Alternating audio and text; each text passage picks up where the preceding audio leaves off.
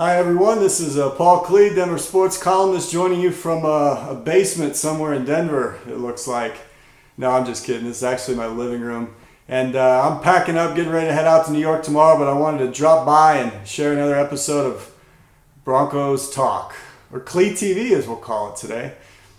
Today we're going to discuss the respective cities directly involved with Super Bowl 48, specifically the great city of Seattle.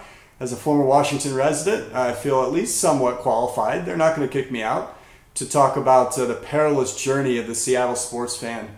They've had a rough go. Not only does it rain every day, but it's been 35 years since the city of Seattle has been able to host a championship parade in a major sport.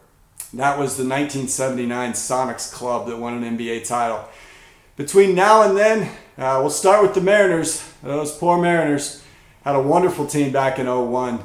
After losing, among other players, Alex Rodriguez, the Mariners go on and win 116 games, a dominant team during the regular season, and then bow out early in the playoffs. You may remember a gentleman by the name of David Arias, or maybe you don't.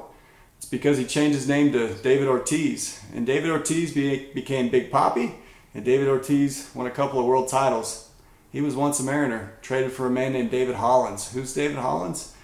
Well, that's the problem. He was only with the Mariners organization for 1 year. That's a trade you look back on and wonder what happened. The Seahawks in their second Super Bowl 8 days from now. Their first one, I still think they got robbed. A couple of controversial calls went the way of the Pittsburgh Steelers, and the Steelers won. Those darn Steelers. And then the Sonics. Shame on you, Denver, for taking one away from George Karl's top-seeded Sonics back in the mid-90s. Dikembe Mutombo and Robert Pack and Brian Stiff knocking out the Sonics, a surefire NBA Finals club.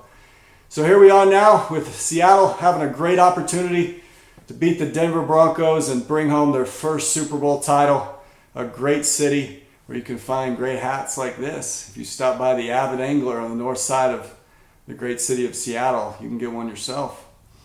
This has been Paul Klee, packing up my house. Moving out to New York for the next 8 days, leave tomorrow.